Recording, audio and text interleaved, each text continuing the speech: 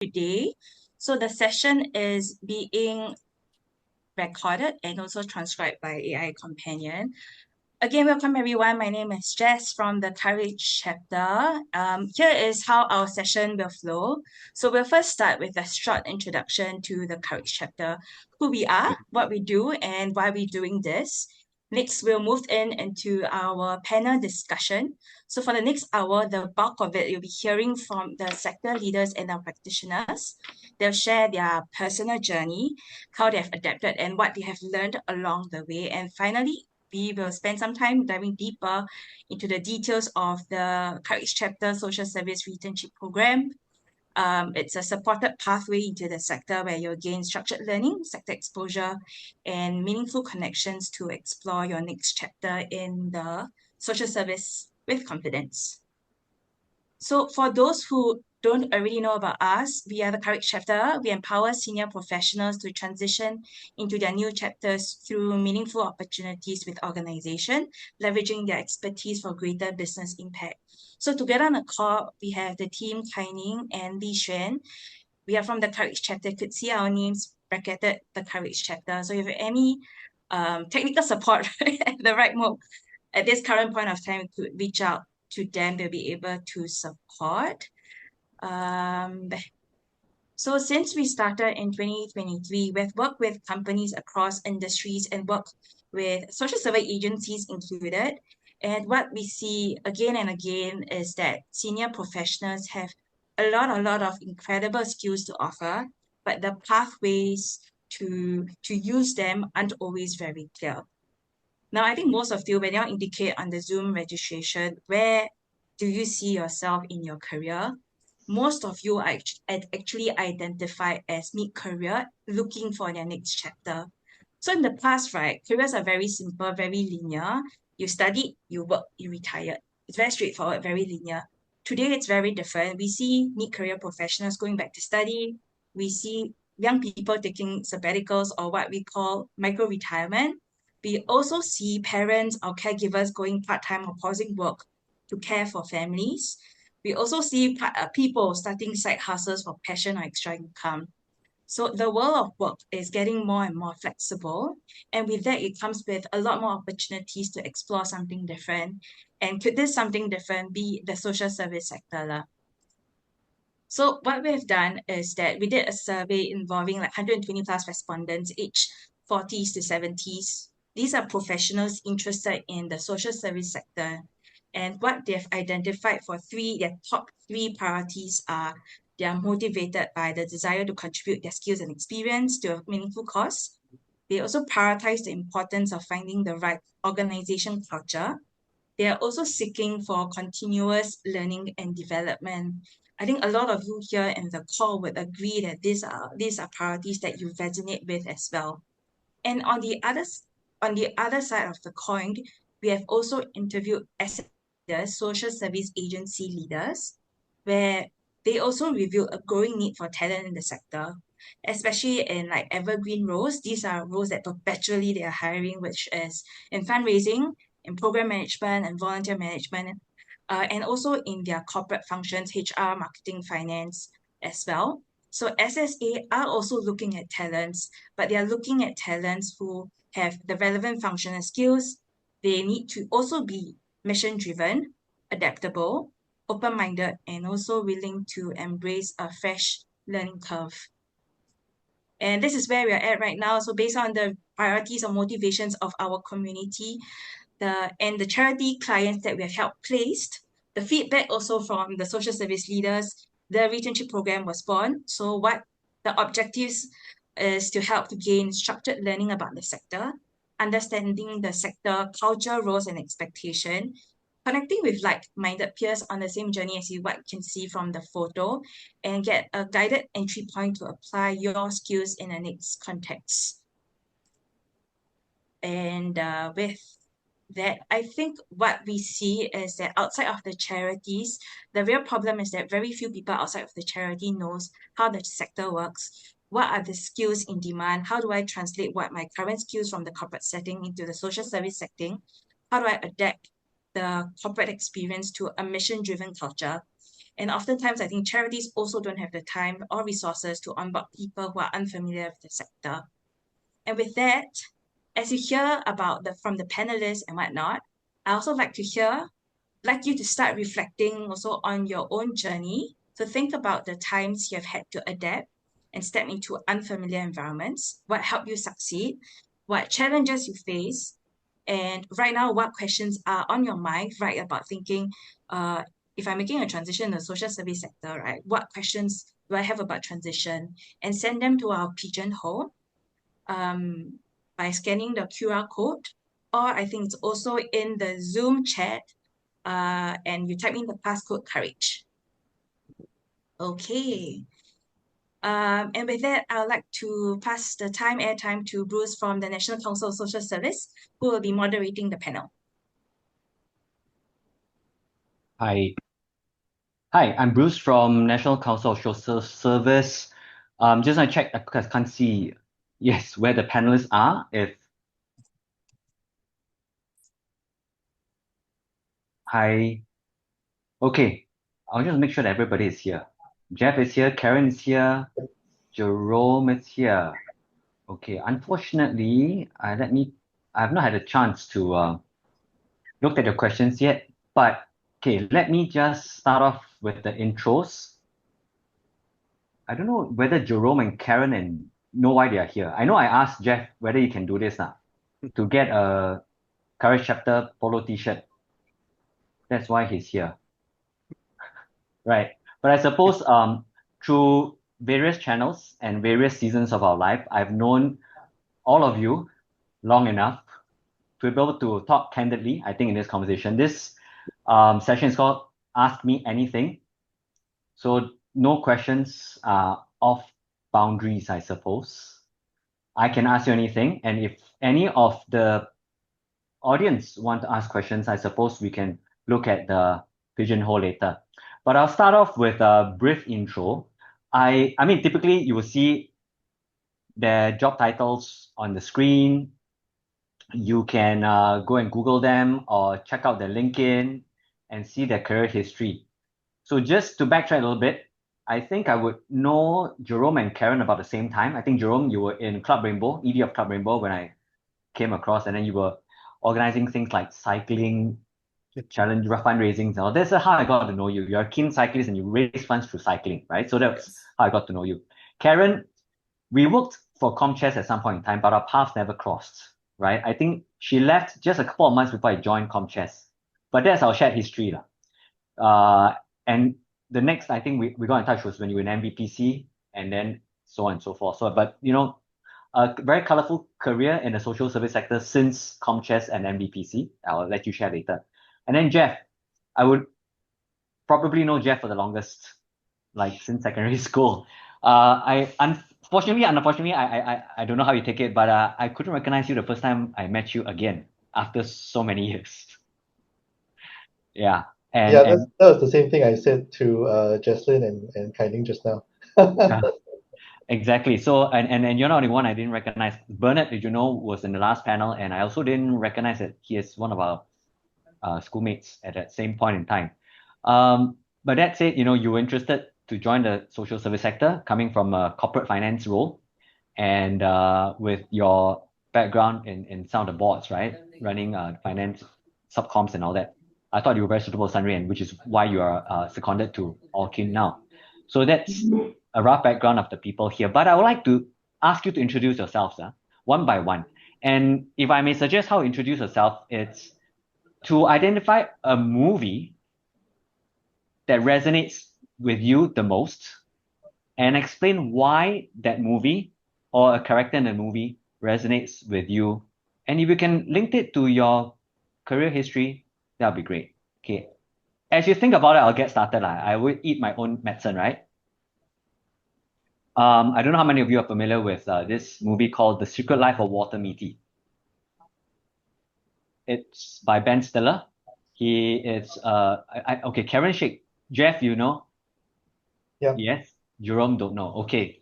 I don't know anybody else in the audience would know or not because I can't see them. I only can see people who are spotlight or spotlit. But long story short, Ben Stiller, it's his job. He's working in a magazine, Life magazine. You're familiar with Life magazine? Yes, you know, a lot of photos and all that. His job is to examine photograph negatives. So I think we all come from a generation where we still had film photography, 35 mm film photography. We had to bring the film or the negatives to the Photoshop and process it, right? Unlike digital cameras nowadays. So his main job is to examine photo negatives before they go get published in a magazine. It's a very mundane job for most people, but he found meaning in that particular role. So much so that when one of the negatives got missing, and it was for the last publication of the magazine, as you know, magazines nowadays, not all of them are still around. So it's the last. So he went hunt down the photographer, hunt down the negative, and brought himself through adventures of skydiving, uh, longboarding down the Alps of certain up Iceland and all that. And he soon realized that he's more than his own perceived boring life. That's how I identify with my job. My job may seem mundane. I'm a pencil pusher in a stat board, but I see that the role that I do in bringing people into the sector, that's part of my role, right, is to attract talent to the sector, is quite meaningful, and that's how I keep myself motivated. So, who wants to go next? Hi, Bruce. I can go next if you don't mind. Yes, a very good afternoon to everyone here, including our fellow panelists, Jerome and Jeffrey, and also to Courage Chapel, Kai Ning, for doing this transformational thing. I think it's much needed to not just have an internship, but a returnship. And also in terms of what we're doing for people who are very talented and have left their respective industries. Now, the character that I would like, I hope it represents me or something that I'd like to aspire to be, will be, I can't pronounce the thing, just excuse me, will be the name of Erin, the movie Erin Brockovich, in 2000, played by Julia Roberts. Why? Fearless, fiery advocate, fighting for people on the ground, be a voice for those who can't speak, the voice who are voiceless, advocacy. The second one is also a passion, a boundless passion, well connected with the ground and do a lot of grounds up work. I think that's something that I admire in her. Passion, leadership, visionary, and also have the guts to do things which many will not have. Basically, that's something that we hope, myself, I hope, and also at Lions Befrienders to do it so that we lead and break boundaries so that all we uplift the, uplift the quality of life for all. Because you just need someone to do it and the rest will follow. Thank you. Thanks, Karen. So yes, very beautiful woman like Julia Roberts. Oh, thank you. Okay, Jerome. I go next. I go Yeah. next. Actually, I got so many movies, right? And every time I watch a movie, I get inspired. As I get older, useless. Sometimes I even tear. But thank you to the Courage Chapter. Thank you for everyone being here. I hope this AMA will be worth your time, and I'm sure my fellow panelists will also provide different views. With Bruce propelling us along when we are not moving in the right direction. The movie I want to talk about is One Life. Okay, One Life is it's actually a true story about Sir Nicholas Winton. He's a British stockbroker, actually. In the lead up of World War II, somehow miraculously, he was actually in Prague. And of course, the story showed that he saved 669 Jewish children from being sent to the concentration camp. Now, why I'm so moved by this is, first, I'm a history buff, so every city I go, I actually go look for such things. And while one in Prague myself, I took the bronze statue, which is now at the train station where the children have left to get out of Prague at that time. Yeah, the work I do in the last 11 years, I was a commercial guy like some of you out there. I did 25 years of that, and I basically, in the last 11 years, I hope to be as impactful as Nicholas Winton, in the lives of people, and that's why I'm doing what I'm doing today. And let's chat more later. Thanks, Jerome. History buff. Never knew. I never took you as a history buff. Just a sports enthusiast. I heard you just went on a diving trip. That's true. That's true. That too. Yeah. Yes. Okay. Hi. So I'm Jeffrey. I guess the movie that I relate to and being born around the time that I am is actually more Star Wars. Right. But not. I wouldn't see myself as a main character. I'm not sure if you all are familiar with the character of Wedge Antilles. All right. So when Luke Skywalker was doing the Death Star run, he was the wingman that was behind him, protecting him. Right. And for me, and he survived that. He was one of the X-wing pilots that survived the battle, and in return, the Jedi also helped to blow up the second Death Star. Right. So for me, actually, I view, and being from a finance role, we tend to be more of the supporting role, right? But we help to get things, we help to make things happen. So that's the one that I guess the character that resonates with me in my current role. Sorry, Jeff. So you are more comfortable being the wingman than the main character? Well, I mean that develops over time because if you follow Star Wars lore going forward, and if you're a Star Wars buff like I am, Wedge becomes a general. He actually leads Rogue Squadron. He then goes on to command a superstar destroyer at a later point in time.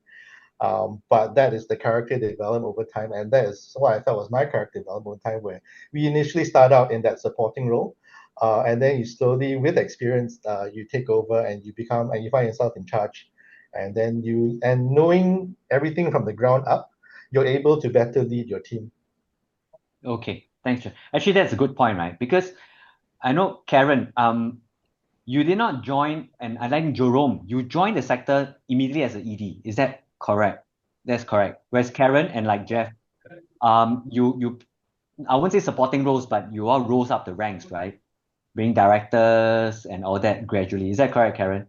Yeah. So actually, so my role in the commercial sector, I was a chartered accountant, and but didn't stay long in the accounting world. Did audit work, internal audit.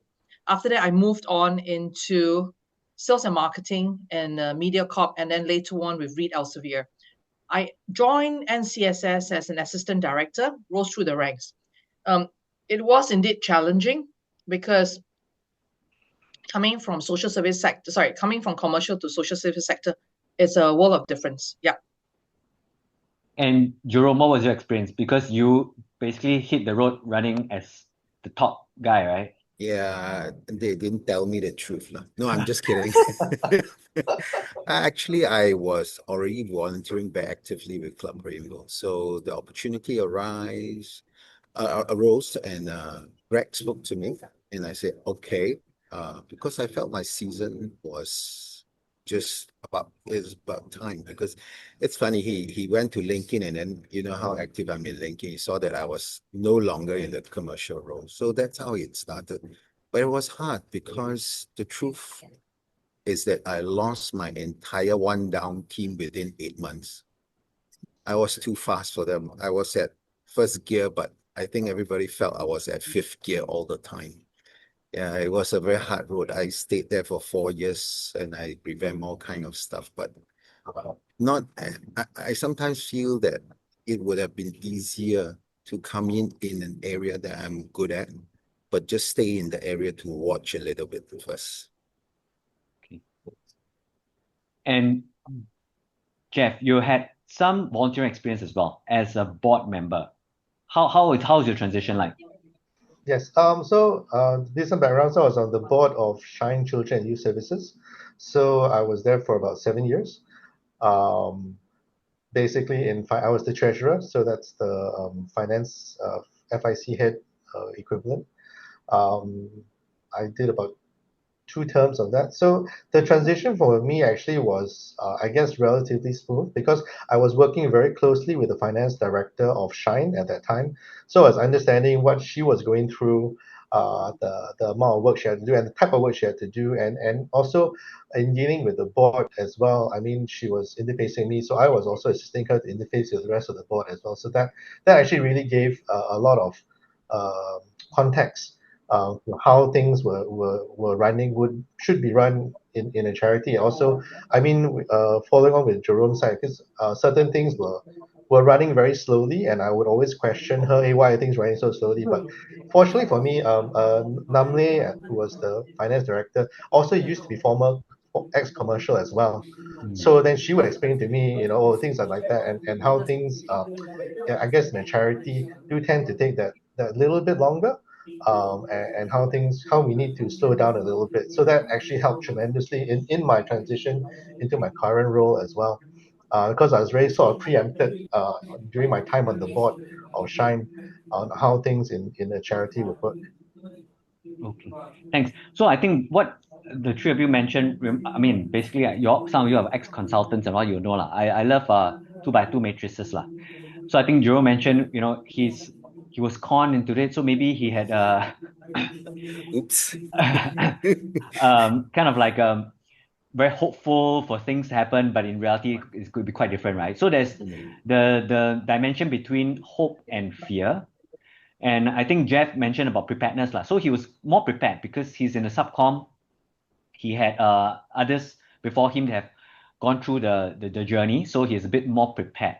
So maybe I ask Jess or Kai-Ning to pull up that slide, and I want to get a sense from the audience, right?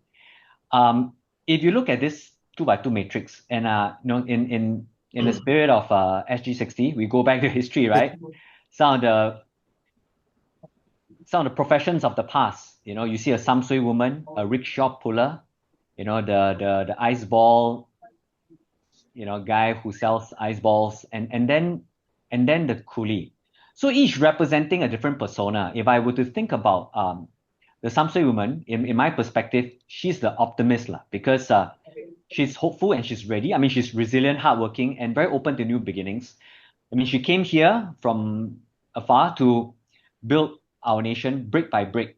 It's a perfect symbol of what I call prepared optimism.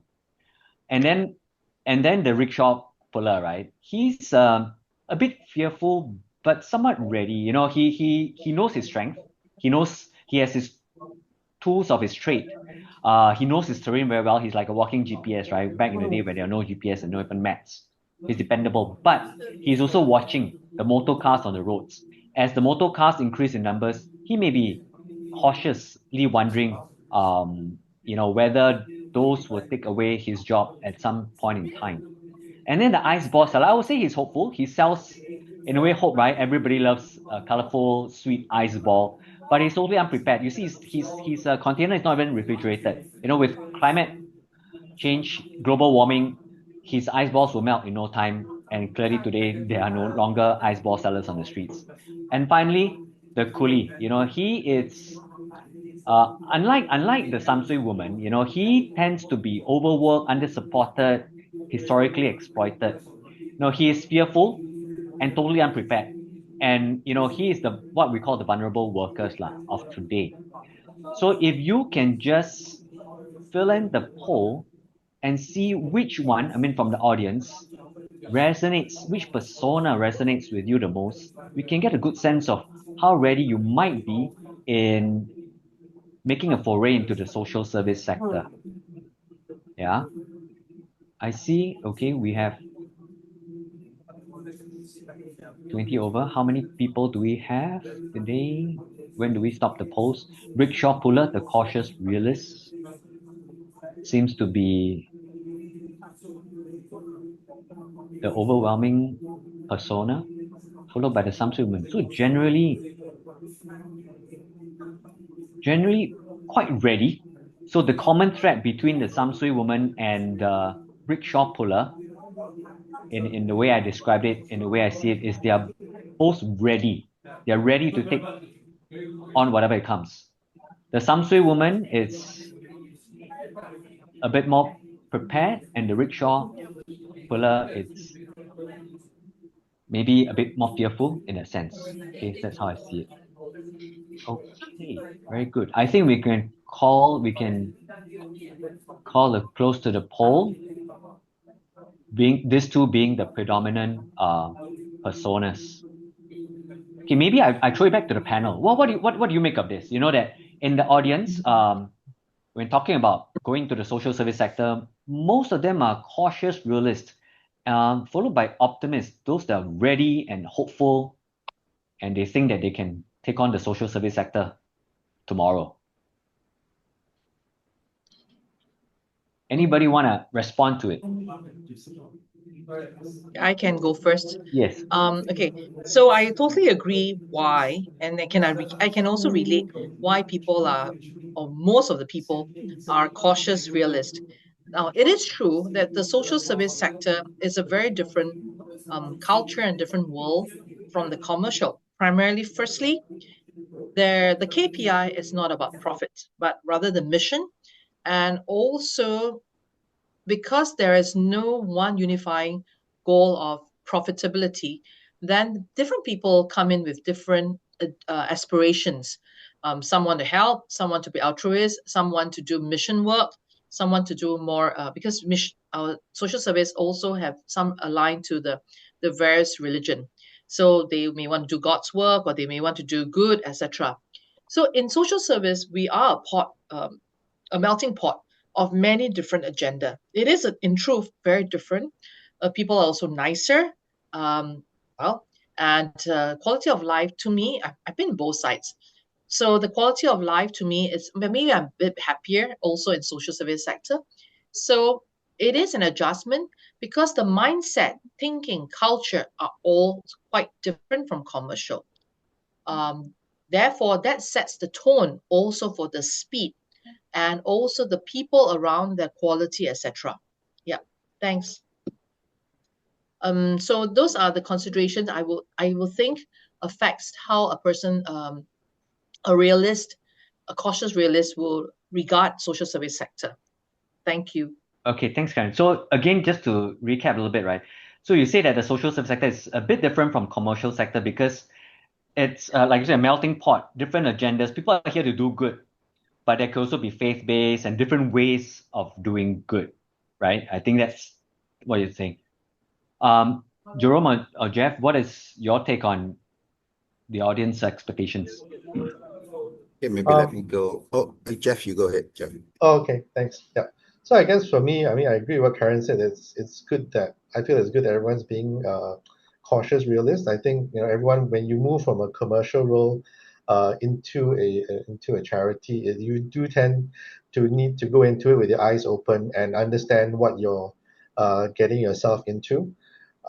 Again, like what Karen said, the goals are very different. Where in social sector, where we're not looking at monetary KPIs or meeting budget, or achieving a certain X amount of sales or cost savings, whatever that may be. Instead, we're looking at more in terms of impact. While the impact may be different, but again, we are looking at how we can impact people's lives. Doesn't matter from which angle we come in from, but actually to me that is actually a unifying goal, what I feel, for the social service sector as a whole, be it for the elderly, be it for families, be it for youth, anyone that has basically anyone that has certain need. And we're also now focusing on mental health, the aging population as well. So I mean, I guess it's good that you are cautious and being real about what you're getting yourself into. There are many challenges that we have in the social service sector, and it's good that you come in with your eyes open. Yeah. Okay, thanks, Jeff. Jerome? Okay, for me, I feel quite warm to see the distribution because I think the sector itself really needs a mix of people, a mixture of people. I'm the Samsung woman, so I say, wow, only 10 people out of 41 Samsung, and one of the 10 is me, by the way. Yeah, so as I sometimes describe it this way, the sector is like, you see the galaxy in a way, right?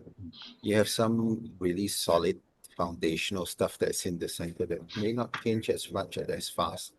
And the people working there may not enjoy the fast speed that's spinning at the edge. And sometimes you need the optimists out at the edge to be making the really groundbreaking stuff. But as you consider coming to the sector, I think it's always good for you to first figure out what you like to do, who you like to impact. Some of the things that you see already, you think you want to do something quickly, it will help because it drives passion. But do remember that the sector has a very different DNA. I like to think of it as same as the commercial sector, but has a totally different DNA, totally different pace, and a group of people that may not be driven by the same thing that you think about when you talk about a commercial setup. So I think some things to take note. Okay, so maybe and so you're the Samsui woman, whereas Karen and Jeff agreed with being the rickshaw puller, right? Good. I know who to look for when I need to build a house and when I need transportation. Actually, paise, I'm more a Samsui woman. It's just I was looking at the poll, so I was assessing the poll. Okay, good. I had a problem doing the poll. Yeah. Okay, no problem. But I want to ask both Karen and Jeff, because you all say going with eyes open. Specifically, what are things we need to watch out, or somebody going in for the first time need to watch out for? What are the specifics, they need to be cautious about? Okay. My personal opinion, so the social service sector, they look at people coming in, they must firstly have passion. So why are you here? That's fundamental. What do you want to achieve? So most of the people in social service sector are driven by compassion as well as empathy or mission. Okay, so very rarely, for us, we do have, but it has been less so. It's not a job. Because once you think of this as a job, really, then the way you carry out your service and how you handle the clients is going to be very different. For example, in a commercial setting, if let's say in HDB, you are dealing with, so you're dealing with the poor who default on payment of rental services, for the rental services, or to PUB, Singapore Power, etc., for not being able to pay the bills. Now, for a frontline staff handling them, it will be, okay, when can you pay? How much can you pay? Let's work out the pricing. Okay, basically it's make the payment so that life carries on. We can restore. Basically about restoration of services to you, which is not wrong because it's efficiency, effectiveness. Now, when you deal with the same person, but in the social service sector, it's more what happened, what's the condition, are you having some challenges, how are you coping? So the same person receives two different responses. So when you come into the sector, how you work with your colleague is the same. So while the end impact is with the client, but don't forget, for the colleagues, it's very important because they have the same mentality and the mind of being in one, in heart, body, and soul also together with the clients. So the way we speak with the fellow colleagues in the social service sector has the same almost to the client, maybe just with actually lower tolerance because work needs to be done. So that's expectation. And also social service sector has a wide spectrum. Some are more efficient, effective, closer to commercial quality because they have resources. And some are very much, it's the will of God or happen, it's fine, just leave it to fate. Okay, so there's a range as well. Okay, so maybe I just share a little bit. I'm not saying that I've experienced it all, but because I volunteer in the sector since I was 13. So today I'm 51. I have been in the sector 38 years. Now, professionally, not that long. Professionally, only 17. So I was a trailing spouse with my husband overseas. And then also in the commercial field across a few areas. So the way the people in the sector looks at it is very different. But I was fortunate that because of my earlier volunteering experience that precedes my professional career in social service, it helped me a lot because understanding why and they think this way and then approaching them with a different mindset helps a lot.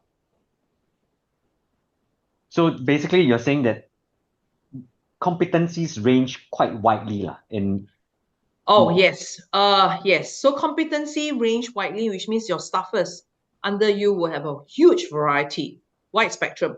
The question comes is, what do you want to achieve when you come here? If you want to make the charity, transform it to be an efficient, effective, then how far you want to go, and whether you really want them or you want to clean up the charity, all depends on your objective. And objective also of your bosses when you were hired for.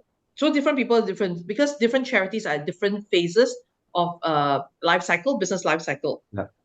Okay. But I think caveat besides your staffers, maybe your bosses also have a range of competencies. You cannot expect your boss to be of a certain level, right? Sometimes. Yes.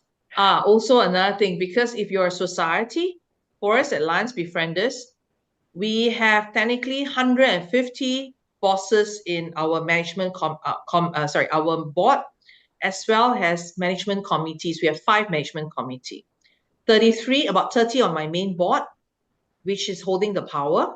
Only about 14 of them have the right to vote. And then we have another 120 across our various committees. So that's why you have 150. Yes. Okay. So who your boss is sometimes also not very clear. You think you have one reporting officer, maybe your director or your ED, but actually above him or her, there could be a lot of board members that have a lot of say in a lot of things, how the charity or the SSA is run, right? In that sense. Okay. Jeff, what should we all be careful about? Yeah, I mean, I think definitely echoing on what Karen said earlier, I guess from a commercial standpoint, think of it of having a matrix structure where you have multiple people who you are responsible to and responsible for in varying degrees. Again, the staffers that you have also will definitely have, there's a very wide variety. But end of the day, I guess the one unifying thing for most of them is that they have a passion for the charity, right? Which to me is always a good thing, right? At least I take that as a step one from where you are given that if they have a passion for it, then they'll want to be able to do something. So for me, that in my time here, which is probably about a year and a half, I take that as a positive. So you need to look at the silver lining, shall we call it that, in what you have, right? And then you work from there. That's probably one thing you should try to look out for. Another thing is that, I mean, if you look at it coming from a commercial standpoint and from where I was from, there are lots of things that you can improve. And for me, I love to improve things, right? So for me, there's lots of things. For me, it really keeps me busy, and I really feel very engaged and occupied in my role because there are just so many things that I can do, right? And for me, I find that's a very fun thing. I can fix this, I can fix that, and given my experience, and again with cooperation with the rest of my team and the rest of the senior leadership here, actually everyone wants to do something, wants to improve. Everybody has that heart for improvement, right? Everybody wants to deliver to the clients a better product, a better way of doing things, a faster way of doing things. So like I said, because they have that passion for the clients, right? So once you're able to engage them with that passion, then everything can move, But Jeff, can move maybe along. Yeah. ask, okay, so yes, clearly the mission or the goal is quite clear. Everybody shares the same passion, the same Yep. goal. But because they come from diverse backgrounds, like you mentioned, right? Yes. The how can be quite different. The approach to achieving that goal can be quite different. How do we navigate, when different people have different interpretations and how they should go about achieving that goal? Sure. I guess, okay, so definitely your first step obviously is everybody has the same objective at heart, Yeah. right? And then after you need to articulate to them, okay, rather than doing it in the 10 steps, for example, that you're doing now, I can do it in 3, right? While delivering the same product, while delivering the same service, right? And just as a very quick example, right now, one of the things that I've changed over here, right? We used to give out cash to people who were in need, right? We would have manual forms that were filled up, right? We would need to transfer cash. Uh, my staff would have to go to the bank, draw cash out, deliver it to them, right? So right now, we've stopped all that, and we are paying everybody, all our clients via PayNow, right? And that's all done electronically, and it's all done. So all the and so again, so those steps upfront were already cut down from 10 steps to 3. At the back end, also doing cash reconciliations, they now no longer need to do cash reconciliations because they no longer hold on to any cash at themselves, and the money is just transferred out directly to the client and hits the client's bank account. Using PayNow is instantaneous, right? So it's like, so that has really reduced. At the same time, we put the cash into the client's pocket, So by Jeff, end of okay, day. let me play the devil's advocate here. And Yeah, sure. I've heard this before. I mean, I don't know whether it happens in Orkin, right? Some Yep. social workers, maybe they'll say they want a human touch. They want, Yes. they don't want pay now, right? Where, okay, everything's electronic. They don't even see the client. So sometimes having the physical cash, hand it to them, then they have a touchy-feely, kind of, how Yeah, do you no, reconcile that? well, I know Jerome is laughing or smiling. they still see the client, right? So it Yeah. means that they will still face to face be able to see the client, and then but they'll be able to tell the client that, oh, the cash should be given to them by close of business today. Right. And we, of course, I mean, we started with a small project, with a small pilot program at one of our FSCs, right? And then we were testing things out. So again, you test things out on a small scale rather than rolling out across a big scale. And then once you get the acceptance, and again, look, if the FSC had said, you know what, Jeff, this idea sucks, we want the old way, then we will probably stop at that point in time.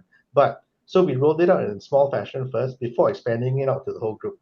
So again, you have that test audience where the social workers at that one FSC loved the idea. They loved when after we rolled it out, they loved it and they loved the efficiency of everything. And they also still got to see the client. But with the problem with the client was that, look, it'll hit your bank account by end of day. And for me, my finance team, once we receive everything, we automatically transact that quite quickly. Right. So then it's having the approvers in place to make sure the approvers, which is why also the social service heads are also have the div directors. I've made them bank approvers as well for us to be able to make this a lot faster rather than pending it going off to the board and having the board, 2 members of the board do this kind of approval for small amounts. I changed that as well from back end such that we're able to deliver this cash by close of business of that particular day. So Maybe yeah. one last question before I move on to either the Sure. questions in the pigeonhole or if Jerome has anything to add, right? Is so in your finance role, right? Yep. Would you decide how would you decide to do things differently? So from what you've described, right, is for efficiency, maybe for accountability, but how does being in this role in a social service agency differ in your decision making, right, perspective from your previous roles in the commercial? Okay, so this one was a very ground up decision. So this was me talking to my team, talking to the social workers as well, and asking them, because I also do speak to not just to my team and not just to division heads, but also to the team itself. If I were to do this, how would this feel? So it's getting everyone's involvement as well. So this one, it was rolled out not say as a top down, but with bottom up support as well. So that's also quite key. So there's consultation. You don't unilaterally No, do you it don't just because unilaterally. it's more efficient. You better kind of soft accountability. launch, and again you have to soft launch it as well, right? So it's conversations with people. They'll ask them, look, you want to try this? This is the way we do it. Then they're willing to try it. So then you have that consulting part in as well with the lower ranks. Okay, Jerome, what is one thing that we should be careful about? So many things, but okay. I get to talk to people who want to cross over or have retired, want to come back. I think first we have to find it in ourselves what we care about and why we are doing this. This cannot be I'm very bored at home, so I want to do something. You have to really feel a passion. That's why I always tell people, start with volunteering. If nothing, it's like throwing mud on the wall. If nothing sticks, don't stay there, right? Because it's going to be miserable for you and everyone else around you as well. So be clear about what you want, why you want to do this. And then the sector is very diverse. So, You have young people, old people. You have people who are in need because of financial needs. You have people who are in need because they are just marginalized in some sense, and there's a hole somewhere and a gap somewhere that they fall in. Spend some time. So I hear Karen and I may have some similarity in terms of the way we started. I started volunteering when I'm 40. Okay, so and every weekend I go just choose some charity. I also don't know what I'm doing sometimes. Half the time people tell me to go, I go anyway, right? And the dogs and cats, the old people, the young people, go chart corals, go count for trees in the forest. I've done quite a few of these things.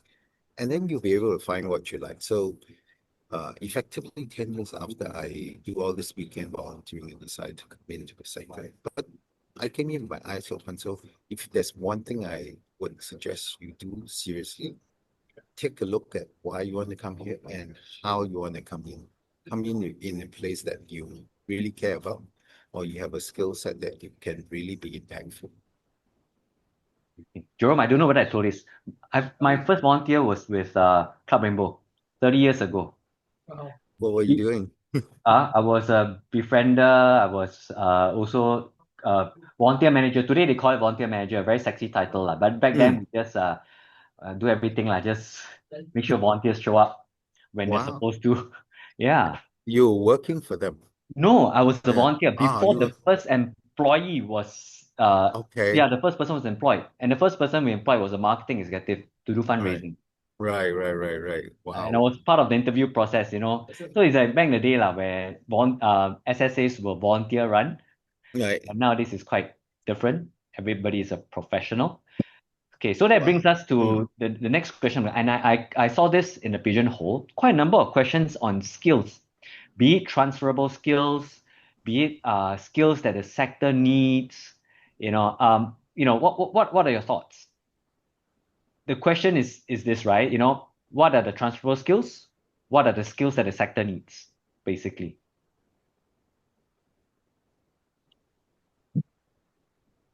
I'll just jump in first. I think it's a really difficult question because it's flying at a 50,000 feet level. The sector needs every single skill you find in the commercial sector and maybe more to some extent because it's in a setting that's not entirely measured by whether you're more productive or you're more cost effective. Very often you got to impute that element of empathy and the element of how are you transforming or impacting this life? So when you're running an organization or you're part of the organization, the finance skills have to be there. The basic values of accountability have to be there.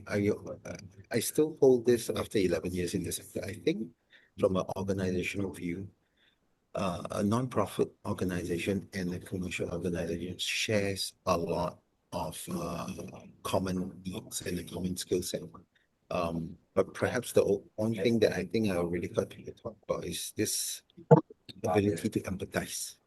Okay, this cannot be just a job. So you have to start there, and all other skill can be learned, but some values cannot be acquired just because you're in the sector in all the work. No doubt that I think there are a lot of transferable skills. I mean, from commercial side, example, marketing skills, you come in, you can be fundraiser, right? You human resource, you come in, you can, you certainly have the empathy. But we also see a lot of people struggle to assimilate, to carry, we are here today partly because we are successful in making this transition, right? I also came from the private sector, 10, 11 years. I've been here for 16 years. So this has outlived any other job I've ever had. Yes. So for better or for worse. So I don't know whether Karen or Jeff, what do you think? Skills, certainly competency, you have a CPA, no problem, you do business, marketing, whatever, but you come here and do fundraising, sometimes it's just a little bit different. What is the make or break? Okay, so I don't mind going next. Yeah. For us, what will break a person is actually the attitude. That's fundamental for us in LB. Attitude, integrity, and also able to contribute to a collaborative co-creation culture, because we have provided over the last 5 years, we have rebuilt our culture to provide a psychological safe zone for all who come in to basically optimize their own potential. We are very particular in making sure that all who come are able to do what they need to without politics, office politics, etc., without any other interference, because then we make sure that they can focus on the mission. So that's something that we are very careful here. Okay, that's fundamental. The second thing that we're looking for in terms of the core skills would be their professional background. So in other words, it's very hard to say what we also look at the candidates. Basically, we look at what they have and then see whether it's someone that we feel can fit in with the team. So the question comes is, at what stage are we at?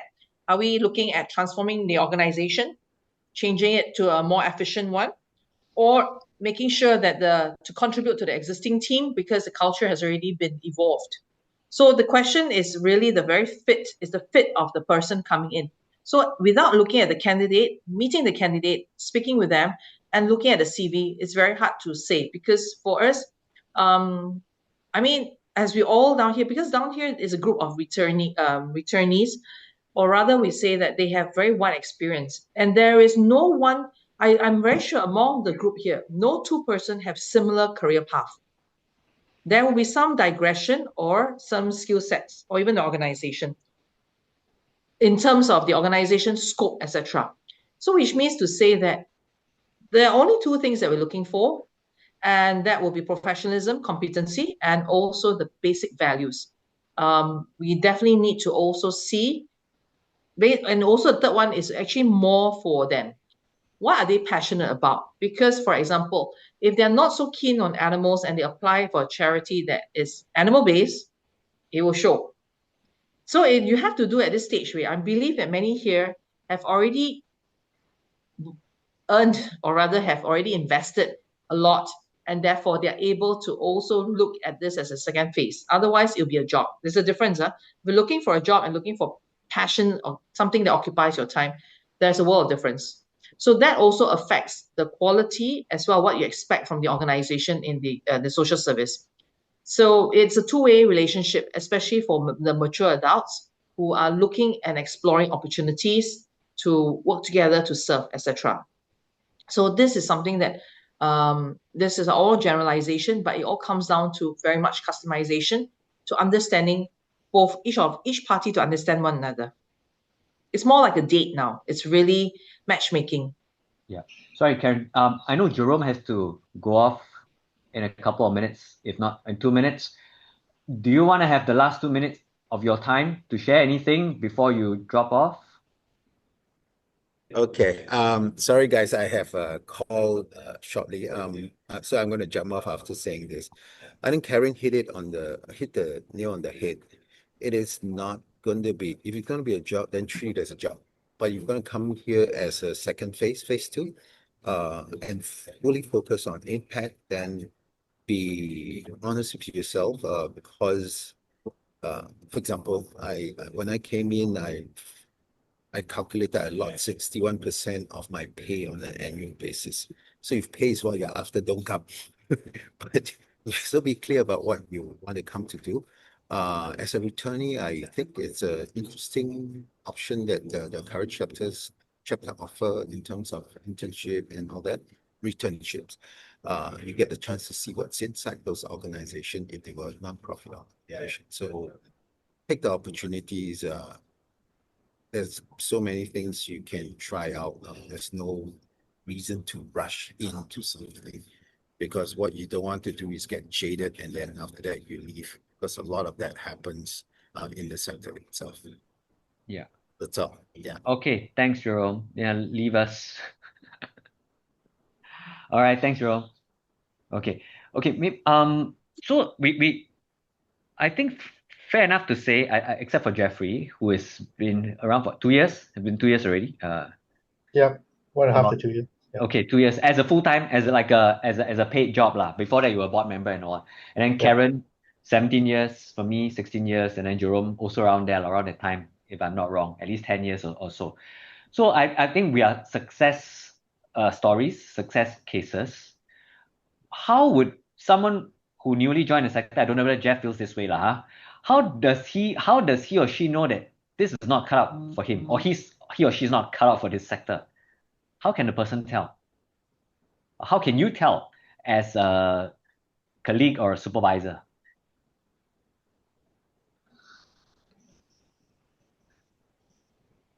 Okay, so for me, how I would assess is whether or not this person turns up to work every day kind of being unhappy, or is unhappy with the role, or is constantly complaining about certain things and how things are done in the organization. So to me, that always stands out. Okay, look, if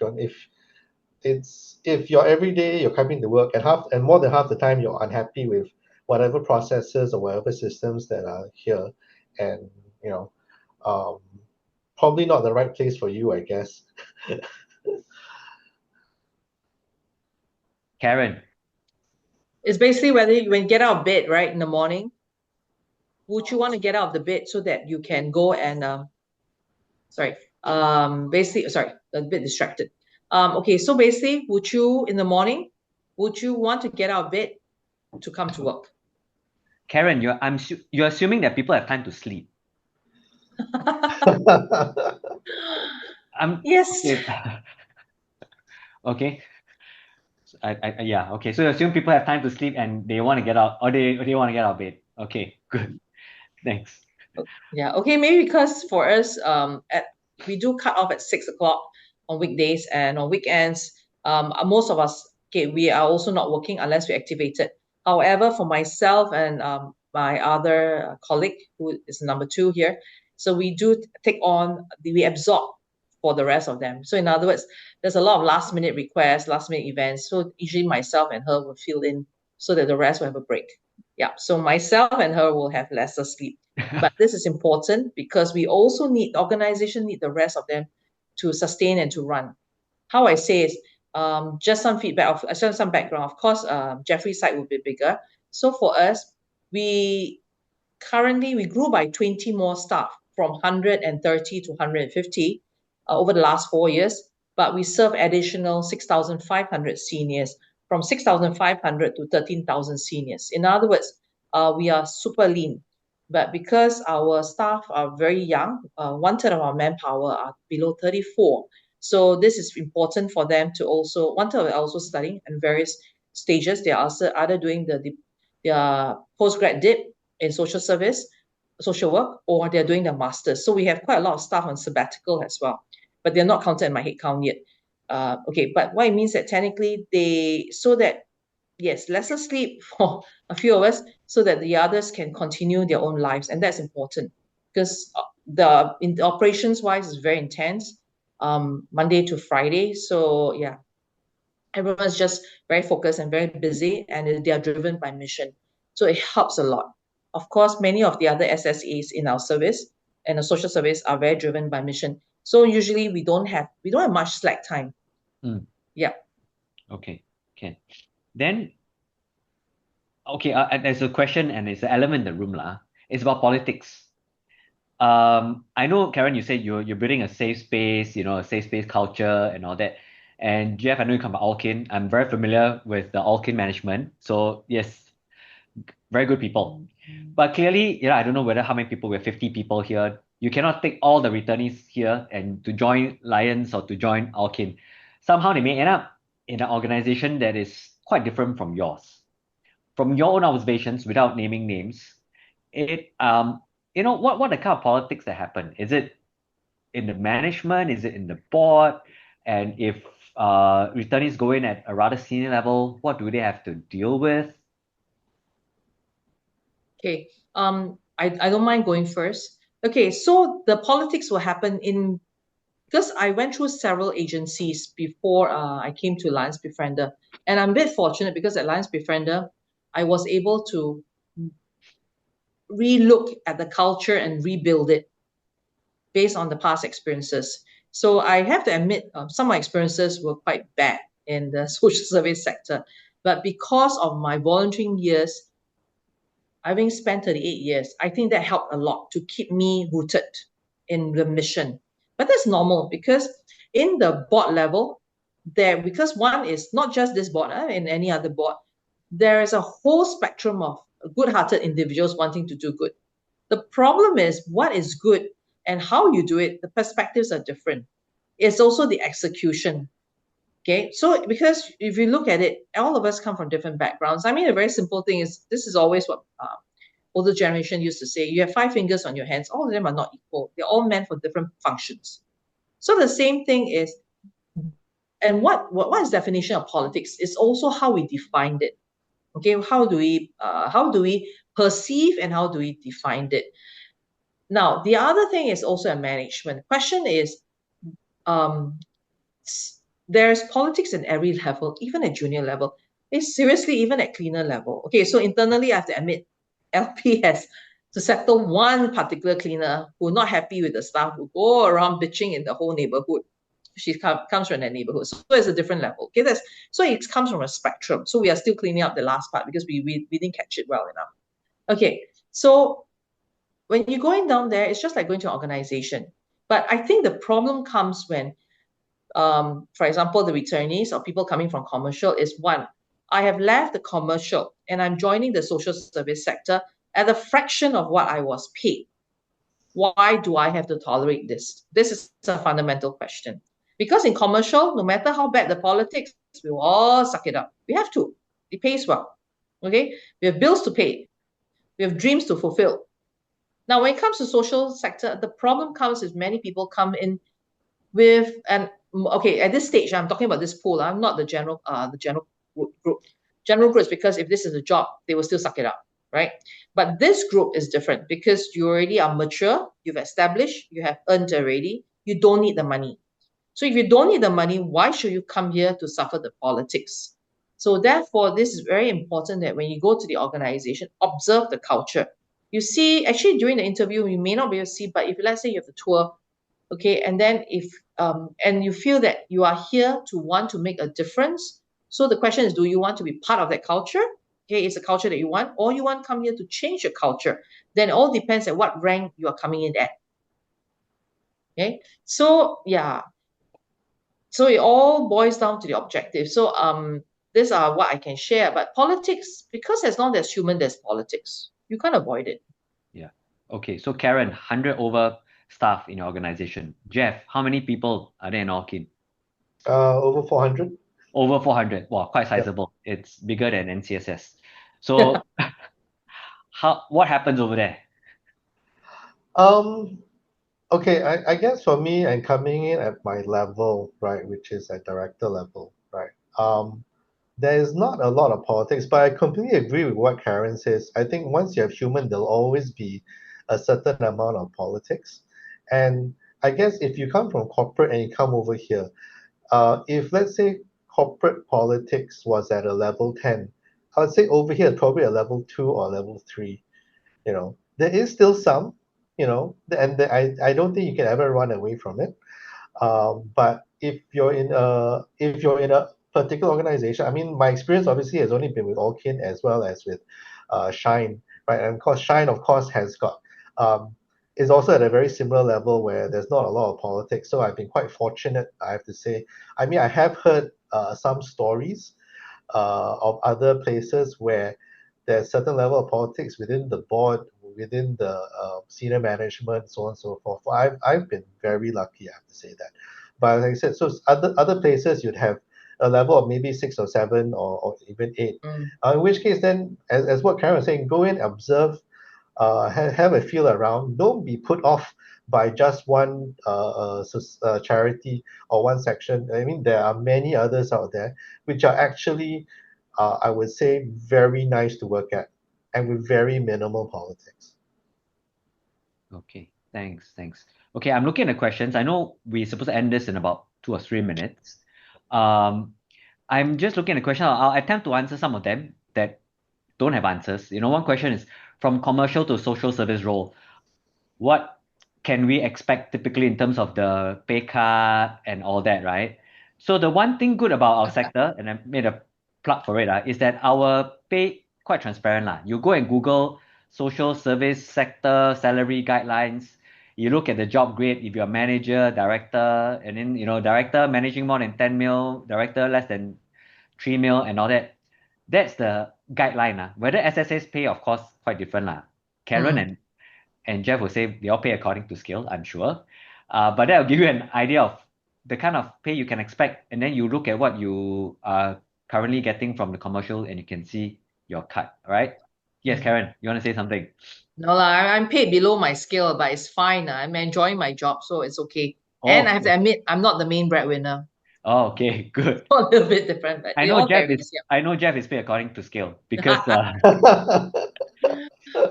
because I sort of determine his pay, right? So yeah, because he's with Sunray lah. So okay, so I think that answers it. Before I let you all go, all right, I'll just wrap it up. I know Jesslyn is taking over after this. Before I let you go, one final question, all right, is if a returnee shows up at your door interviewing for a job, what is the toughest question you will ask him or her? And then what is your 10-year series answer for that? Should I be revealing? Of course. Okay, so for us, we always like to know what are their plans for the next 5 years. And also for us, we are a little bit different. We also want to know their support system. In other words, what do they do on weekends? We do not want someone to join us, someone who basically works throughout the weekend. Because our culture is such that after 6, they're off, and weekends they're off. We don't want our staff to be called back. We don't want a slave driver for our staff, because this culture, the younger generation, is quite different, and 1/3 of our men are below 34. So, and we have quite a lot of them staying on with us, or even after internships, they carry on part-time with us, even if they continue university. So the culture in LB is a bit for us is nurturing. We groom the staffers for the sector. So last year alone, 5 left for the hospital section. And what we're proud of is actually 1 went into the Alexandra Hospital HQ Planning Division. Another went to Sing Health, reporting to the chairman of Population Health. So technically, they are all in that strong positions whereby they are moving forward to change the landscape for elder care and healthcare in Singapore. And that's how we train all our staff. So for that, we train for the sector. So these are questions we want to know, because we want to understand what they do, where they see themselves, and what's the drive for life, and also their work-life balance. That's very important for us. Okay, so they must have a hobby. You ask them what is their hobby. They must have a hobby, so to speak. They must have a hobby. They must have a family to take care, or they do have plans. Pet, Basically, or whatever. weekends don't come back. Thank you. I play my pets on the weekend, the kind of stuff. Yeah. Okay, Jeff. I guess for us over here, we ask what's their passion, right? Where do they see themselves? I guess for OK, we're a bit different also, because we catered to quite a few different programs, because we've got family services, we've got seniors, we've got Kids Start, we've got youth, we've got transitional shelter, we have restorative, which is dealing with ex-prison, ex-convicts, right? So we have so again, that question is a double-edged, in the sense that we not only want to know what motivates them, but it also helps us place them into the different roles that we may have in the organization, right? And of course, if you're back end, then of course, internally we also have various volunteer positions that we can.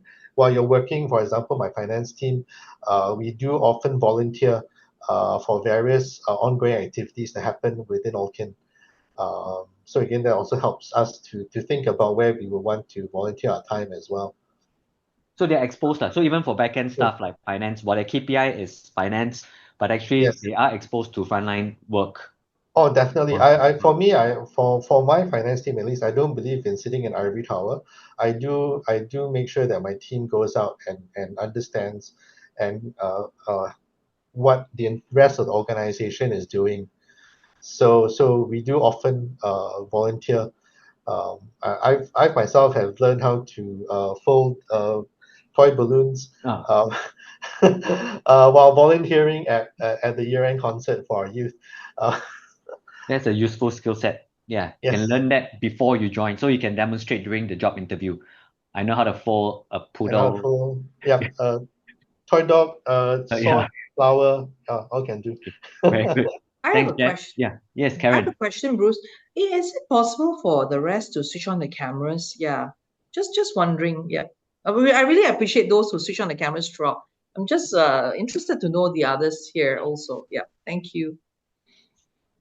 Sorry, I'm Janice. Can I ask a question? Sure. Sure. Okay.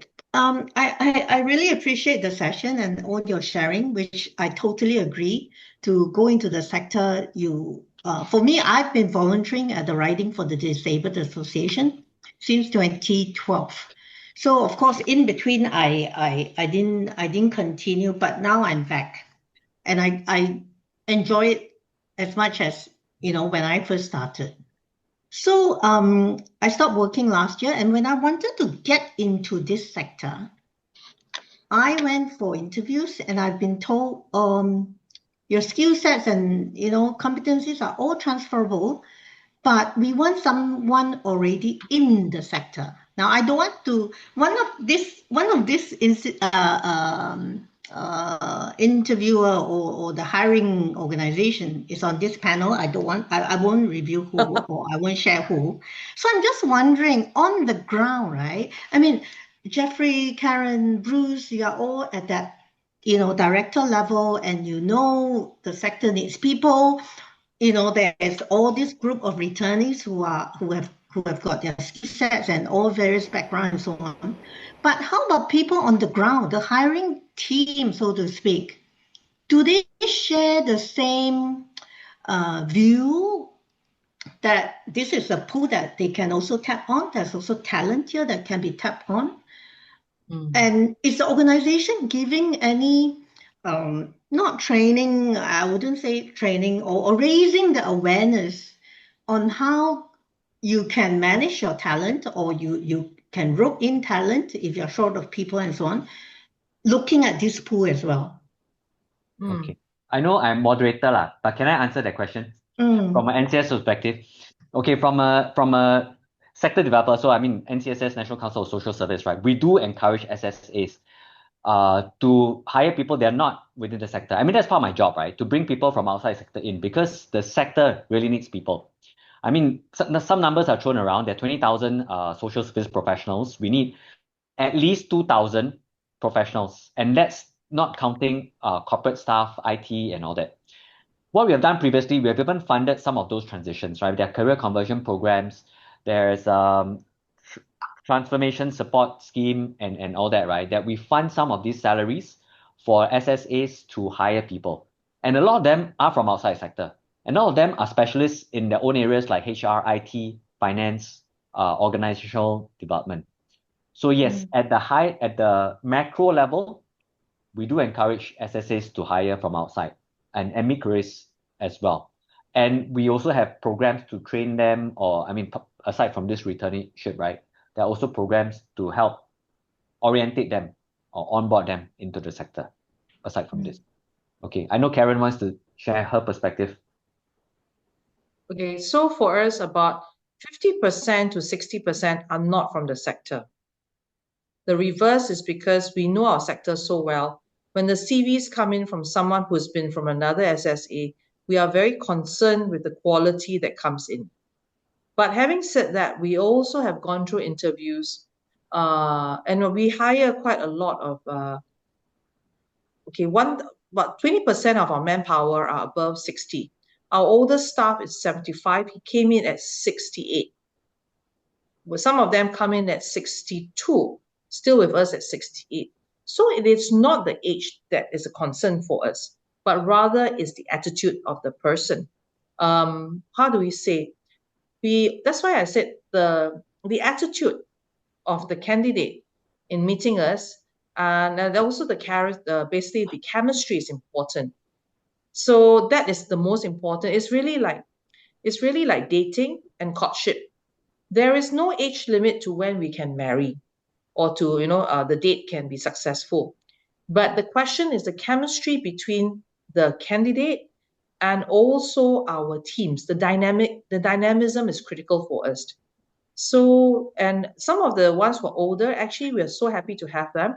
They were very humble when they came in, even though they were former CEOs and directors of MNCs. We were very surprised. So in LB a few years ago, today we still have, and the one they left, some of them still came back. They are former CEOs. At one stage, I had 4 CEOs of MNCs as well as some SMEs, and they came in at manager level, meaning they're coming C minus 4 minus 5.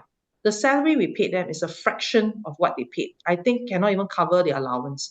And imagine this is coming back from Shanghai, 20K a month, US dollars for the rental of the house, the villa.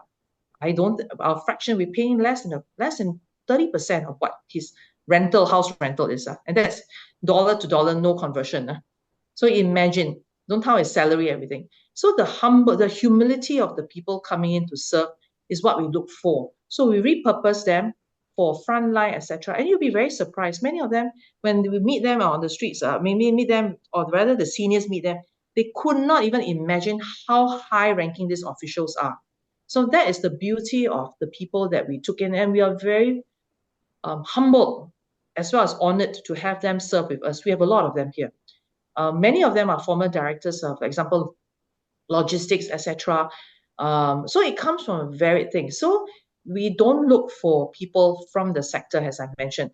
In fact, if we look from the sector, we only take in, for LB, we are very strict. We only take in from 2 of our systems, 2 of the other SSAs in the whole of 400. That's the moment they come from those 2 organizations, we will grab them. The others, we may not want them because we are very concerned of the legacy as well as the training, as well as the culture that we don't want in LB. It's the reverse for us. Thank you. Okay, I think we have to close this dialogue. But I think Jess will share later. But I like what Karen said. That is like dating, right? There's no age limit to dating, no time limit. Michelle Chia just got married at the age of 50 to someone who's 41 after dating for 2 months. So anything can happen. So let fate run its course. So with that, I will close this